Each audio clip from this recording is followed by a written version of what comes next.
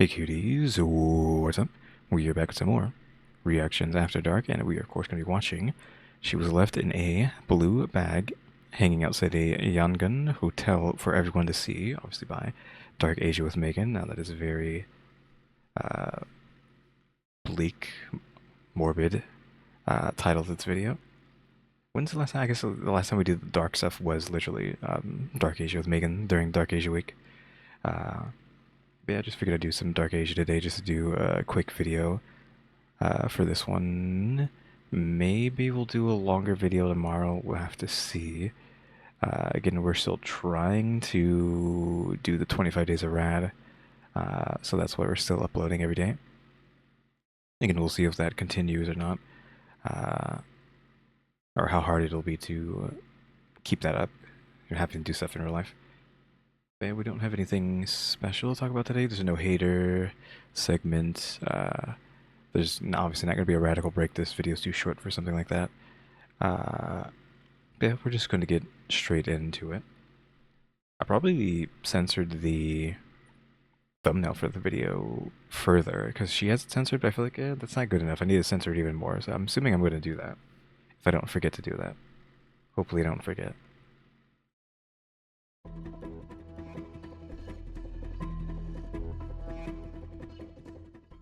Some stories don't start with screams or chaos. They begin with stillness, the kind that feels wrong. In the heart of Yangon, behind the door of a hotel room, that stillness was hiding something unthinkable. What happened inside would shake a nation and leave behind questions that may never be fully answered. This is the story of Masu Myatwin, a 23-year-old woman whose life was stolen in the most brutal and deliberate way imaginable. I was hoping that like maybe she would still be alive, but I'm guessing not. It was just I'm guessing her corpse out the window, unfortunately. And if there's any stuttering, it's like I can't really do anything about that. Computer is too weak for Dark Asia videos because she literally makes them in 60 FPS. Like there's no reason for them to be 60 FPS, which causes more strain. So I can't do anything about the stutters. October 6, 2025, a Sunday morning in Yangon, Myanmar.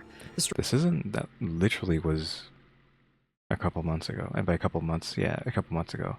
Like what? I wasn't expecting that, but she just like pumps these videos out too fast. Like we did the whole Dark Asia week, right? The other week, and she already has what, over a week, almost 2 weeks worth of videos uploaded, I think, at this point. And she started uploading videos whilst I was doing the Dark Asia week, but still. Streets were already buzzing with life, motorbikes weaving through traffic, street vendors calling out their goods, the familiar rhythm of a city waking up. Just another ordinary day in Myanmar's largest city. But on the 5th floor of the modest Beautyland Hotel, something was very, very wrong that day. Room 502. From the outside, it looked like any other hotel room, a seemingly ordinary space where travelers come and go, where nothing remarkable ever happens. But that morning, something caught the attention of neighbors and passersby on the street below. Protruding from between two outdoor air conditioning units on the 5th floor was a blue plastic garbage bag. It was positioned on a narrow platform outside room 502's window, visible from the street, exposed to anyone who happened to look up at the building. The Beautyland Hotel. Is this the hotel? I mean, we can't see the bag. Hopefully she doesn't show too much. The bag wasn't tucked away or hidden. It was hanging there, bulky and oddly shaped, impossible to miss. Residents of Pabitan Township walking past that morning noticed it immediately. Something about it looked wrong. The bag was stretched stiff around something large inside, and according to some accounts, what made people stop and stare was even more disturbing. What appeared to be a human arm protruding from the bag. At around the same time, hotel staff conducting their morning rounds also spotted the suspicious bag on the exterior ledge. Whether they noticed it independently or because of the commotion building on the street below, they too realized something was terribly wrong. Word spread quickly through the neighborhood. People gathered outside, looking up, pointing. Inside the hotel, staff were making urgent phone calls. Multiple calls flooded into the police, from concerned residents and from the hotel itself. At around 10:20 a.m., officers from Pabitan Township Police Station arrived at the scene. Within minutes, the Criminal Investigation Department had been called in. The 5th floor. It's weird to just see them just, like, what are they looking at? Just standing there, just menacingly, right? Not doing, well, I don't know if they're not doing anything, but it's just weird to see them just chilling. floor was secured, the area cordoned off. Everyone kept back as investigators prepared for what they were about to find. When they reached that narrow platform between the air conditioning units and carefully examined the blue bag, their worst fears were confirmed. Inside was the body of a young woman. And what they were looking at was one of the most disturbing crime scenes Yangon had seen in years. When investigators carefully opened that blue garbage bag, the full horror became immediately clear. The victim had suffered multiple deep stab wounds. Her clothes were completely soaked with blood. But it wasn't just the stabbing that made seasoned officers step back in shock. There was something different. Parts of her internal organs had been deliberately removed. Flesh from her left thigh had been cut away with precision. This wasn't the work of someone in a rage. This wasn't a crime of passion. This was carefully planned. The kind of violence that suggests someone was acting out something they'd seen or imagined. The place But is this like if organs are removed, is they selling the organs or what? Because I would assume that could be something, but I'm guessing it's just someone just being sick, right? placement of the bag itself told a story. Someone had tried to hide the body, positioning it on that narrow ledge where it might go unnoticed for a while, but not for too long. But a faint smell had already begun to drift through the air, drawing attention. Inside room 502, the evidence painted a grim picture. Blood streaks marked the floor and walls, suggesting there had been a struggle, or at least movement during the attack. Drag marks led from inside the room toward the balcony, indicating the victim may have been pulled or carried before being placed in the bag. The forensic team worked carefully, photographing every surface, collecting samples, documenting patterns. They found evidence that someone had attempted some cleanup. There were marks near the bathroom drain, signs that water had been used to wash away the blood. But the sheer amount of blood made it impossible to hide what had happened. And what struck investigators most was the deliberate nature of it all. The violence, the mutilation, every detail pointed to premeditation. And someone had maybe even practiced it in their mind. But who was she, and who could do something like this? Within hours, investigators had an answer to the first question. The victim's identity was confirmed through her belongings and digital records. Her name was Ma Sung-yat-win. She was just 23 years old. When it comments on the thing, like, how do they not necessarily know, but how are they assuming that this person has practiced this in their mind beforehand? Is it just, it was so precise? Is that what we're saying? That clearly someone has been thinking about this for a long time, and this is like put enough thought into it to know what to do? Question mark. She came from Nadalin Township in the Bago region, a small rural area where life moves at a different pace than in Yangon. Her family was private and reserved, but they were known in their community as supportive and caring people. They'd raised their daughter with love and hope for her future. Friends who knew Ma Sung-yat-win remembered her as bright and determined, someone who had dreams bigger than her small hometown could contain. She was full of potential, full of life. And like so many young women from rural Myanmar, she'd made the journey to Yangon seeking opportunity and independence. She wanted to build something for herself in that busy, sprawling city. Her circumstances were humble, but her future had seemed full of possibility, until someone took all of that away in the most brutal way imaginable. Those who knew her still speak of her gentle nature. They speak of a young woman who deserved so much more than what happened to her in room 502. When the victim identified, investigators turned their full attention to finding who did this. The clock was ticking. Hotel staff were questioned immediately. Some insisted they hadn't noticed anything unusual that night or the following morning. Others, when pressed, recalled seeing a young man and a woman entering room 502 the night before the body was discovered. We're seeing like some of these guys are trying to cover it up or just act like they don't know anything about it to possibly not get themselves in trouble, because we're kind of like pointing a suspicion at the workers, not really having anything to say to them, or not knowing anything weird happens. Like, were they there? Could they have heard it? Because obviously, if someone is being attacked or killed, they would make a lot of noise, you would assume. So someone had to hear what was going on. Question mark. If nothing else than the neighbors, if there are any neighbors in this hotel. It seemed like any other couple checking in. Nothing stood out at the time. The hotel's CCTV footage was limited, but what existed proved crucial. The cameras shown Ma Sung-yat-win, the victim, entering the hotel with a young man on the evening of October 5th. They appeared like any normal couple checking in, nothing suspicious at all. Later footage captured a young woman arriving alone at the hotel after the murder had already occurred. And crucially, there was no footage of Ma Sung-yat-win ever leaving that hotel alive. Confused on that. A new woman showed up after it was done?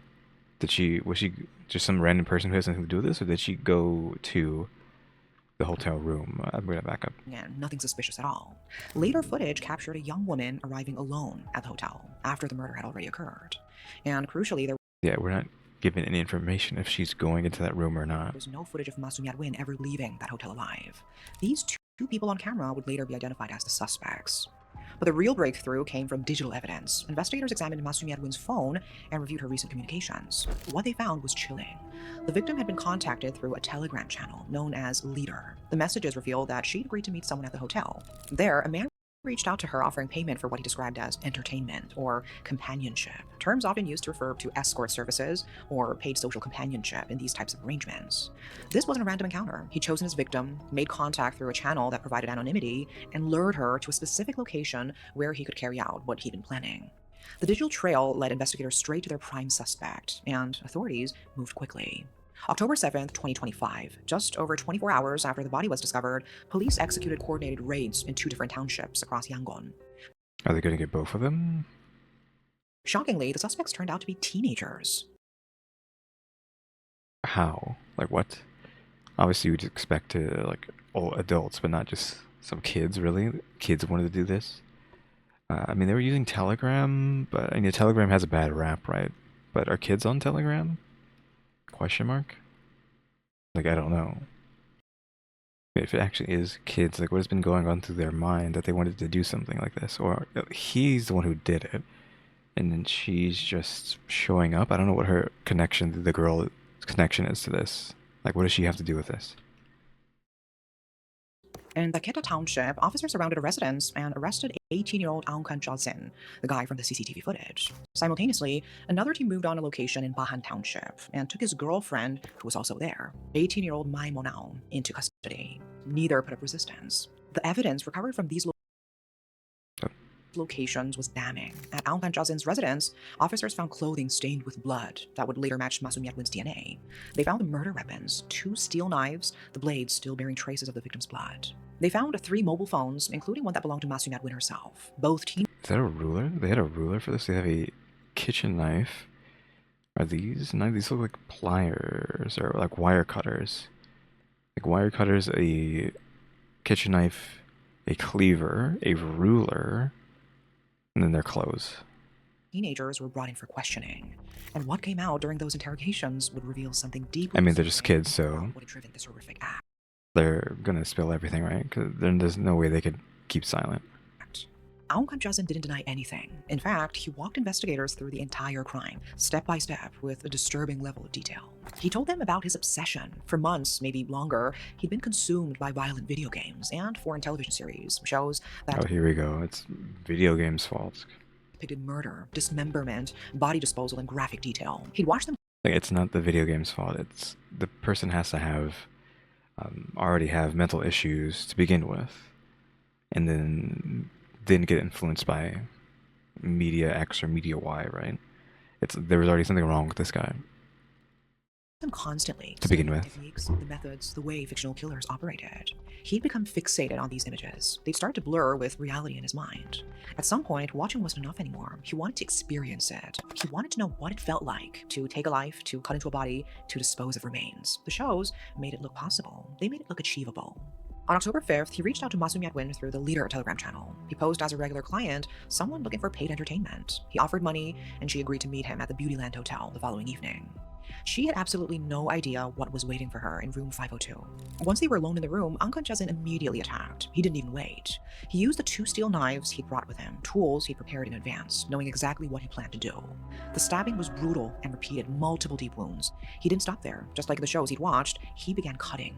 He removed parts of her internal organs. He cut flesh from her left thigh. He was imitating, scene by scene, the violence he consumed through his screen. This was the moment where fiction became his reality, where the boundary between entertainment and actual murder disappeared completely.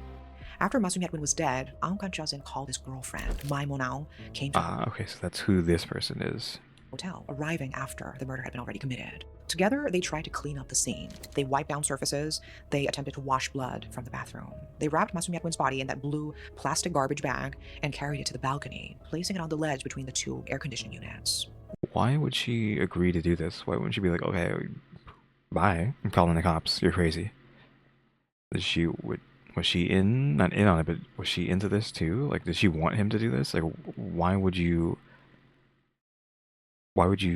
still be with someone and not like immediately throw them to the wolves if you knew they were going to do something like this? Or you knew they did this, but then you end up helping them instead? What?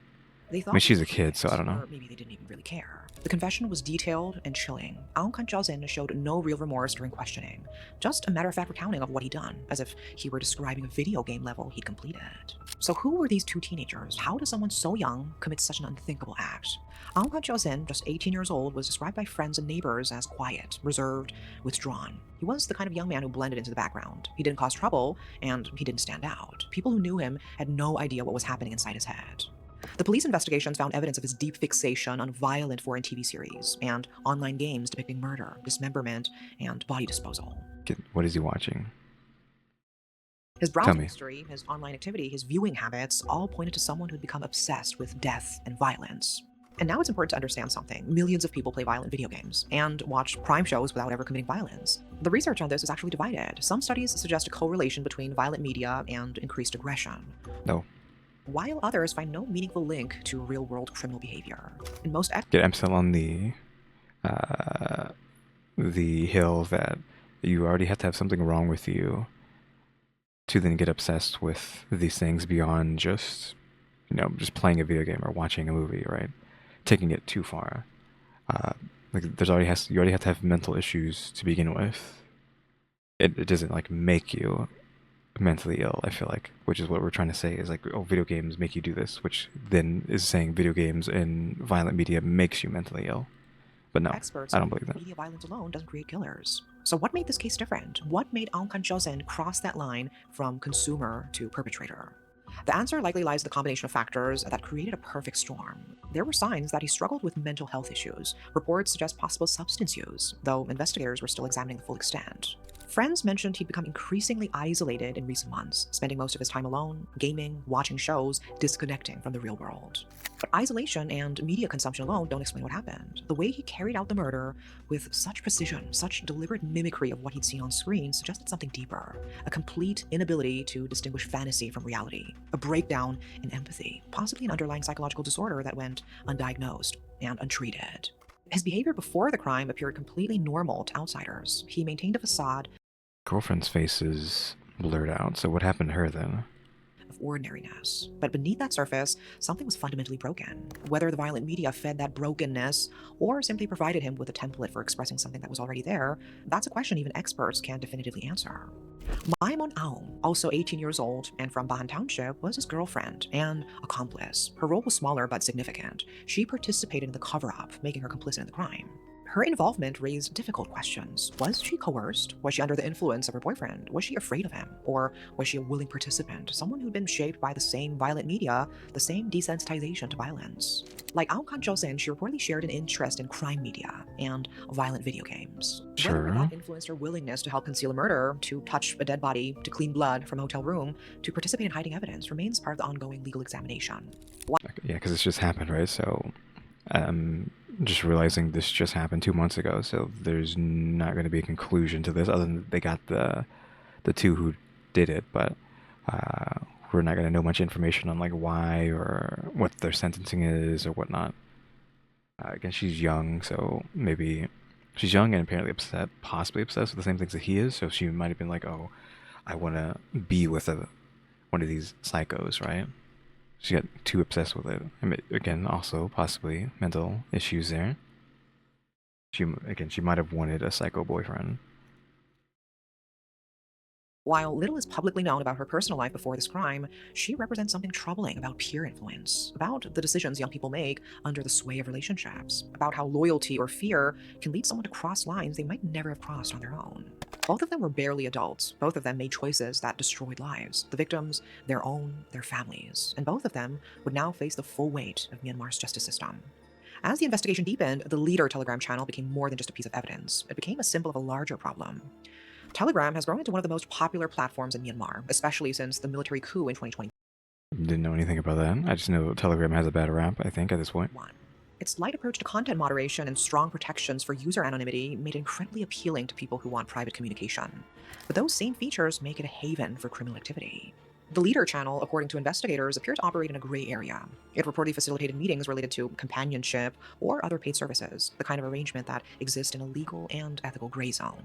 Like many secretive online groups, it operated with minimal oversight and virtually no accountability. The anonymity it provided was crucial to Aung San plan. It allowed him to approach Ma Soon-yat without revealing his true identity or intentions. It gave him the ability to screen potential targets, to make arrangements to lure someone to a specific location, all while leaving minimal digital footprints. But the problem extends far beyond one Telegram channel or one murder case. Since the 2021 coup, Telegram channels and private groups across Southeast Asia, and especially in Myanmar, have been increasingly exploited by underground criminal networks. The United Nations and various NGOs have issued warnings that this platform is frequently used by criminal gangs for scams, exploitation, and sex trafficking. Many channels that clearly enable illegal activity or harassment are rarely removed by Telegram's administrators. Yeah, like I was saying, Telegram has a bad rap now. It's known for just housing every kind of like bad thing under the sun, right? Basically anything and everything is going on Telegram. I used to have a Telegram like a decade ago. Yeah, it was probably like a decade ago, right? Um, because my friend wanted to use it to talk. I think we didn't have like cell service or like didn't have our phones turned on, or maybe my phone wasn't turned on or his wasn't turned on. I don't know. I don't remember how it went down, but that's why we were using it. But they actually, I think, delete your account if you don't use it after a certain amount of time. Because my friend told me, "Hey, your account's deleted." So yeah, I think my account's gone. So I don't have to worry about that. They continue operating unchecked, month after month, year after year, facilitating harm. In Myanmar specifically, Telegram has been linked to doxing campaigns, where personal information of women, including activists and critics of the military regime, is exposed publicly to threaten or intimidate them. Some public channels openly coordinate group harassment or target users with misogynistic content, causing documented harm that extends from online threats to real-world violence. Back to the story, the Leader channel may not have been explicitly created for criminal purposes, but it provided the infrastructure that made this crime possible. Investigators believe it served as the initial point of contact between Aung San and Ma Soon-yat, a digital meeting place that offered both anonymity and access. While no official evidence currently links Leader to other violent crimes, police and digital rights researchers warn that these kinds of channels are inherently risky. Like I haven't really caught like what leaders should be used for, but is it not just for escorting? Well, escorts in quotations, because that's what it's being used for, right? So isn't that still crimes being committed there? No, solicitation of extracurricular activities? They operate in shadows. They can be shut down and recreated with new names within hours. And they are nearly impossible to regulate effectively. The Beauty Land Hotel case has renewed urgent calls from civil society organizations for greater transparency, better content moderation, and stricter regulation of platforms like Telegram in Myanmar. But whether those calls will lead to actual change remains an open question. Officials made public statements assuring citizens that both suspects. Wait, you can actually see her face now. Why is her face blurred? Then her eyes are blacked, and now it's just like, oh, here's her face. Did she just forget, or like it's just a slow progression to show her face? Like, what is going on? Hello? Would face the full force of justice. Legal proceedings are ongoing in the Yangon Regional Court. Both Aung San and Mai Mun-aung face charges under Section 302 of Myanmar's Penal Code. And the trial's outcome may set important precedents for how similar cases involving youth, violent media influence, and digital platform exploitation are handled in Myanmar's legal system. The investigation has been recognized as one of the most comprehensive murder inquiries in recent Yangon history, with forensic evidence, digital tracking, and psychological assessment all playing crucial roles in building the prosecution's case. The murder of 23-year-old Ma Soon-yat shocked Myanmar. Outrage spread across social media as people struggled to understand how two 18-year-olds could plan such violence, and that question led to wider debates about what shapes young minds today. Investigators revealed one perpetrator's obsession with violent media, prompting fierce arguments over whether movies, shows, and games can desensitize youth, or whether the real issue is the lack of guidance and mental health support to help them separate fiction from reality. I mean, we had this discussion not on the channel, but I mean like, in like American society like 1,000 times. You know, the metal music is satanic and whatever, right? Um, it's gonna make the kids go crazy, and then Pokemon with the Satanic Panic. That was like in the 90s, right? Maybe 90s. Was it early 80s too? I think it was in the 90s mostly, and then maybe the turn of the millennia too. You know, Satanic Panic happened, and like, oh, Pokemon are the devil. You can't have Pokemon. You can't play Yu-Gi-Oh. You can't play Magic the Gathering. You can't play Dungeons and Dragons because it'll turn you into a psychopath uh, or a Satan worshiper, whatever. Um, And then however many times there's been mass deaths in America, video games are usually something that's pointed to instead of, gun control or mental health, uh, like increase in mental health help? Question mark. I mean, it's a discussion that's happened over and over and over and over again over here. So I guess I don't know if this is the first time they've had to have this discussion or what. But it was music, then it was just franchises being evil, then it was video games, etc., etc. The case also exposed the country's fragile safety nets, Myanmar's limited mental health care, the cultural stigma around counseling, and the failure of hotel security that led teenagers in, allowing the crime to go unnoticed until morning.